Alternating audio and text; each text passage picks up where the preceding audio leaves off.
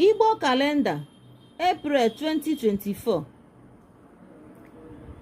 Monday, first day of April 2024.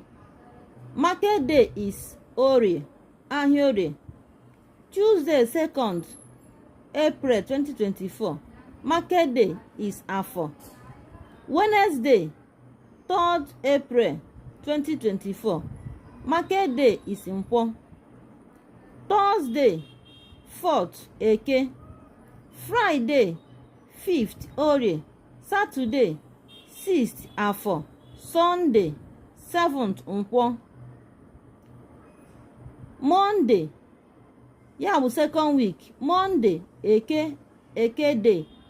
Tuesday, Orie market. Wednesday, Afo market. Thursday,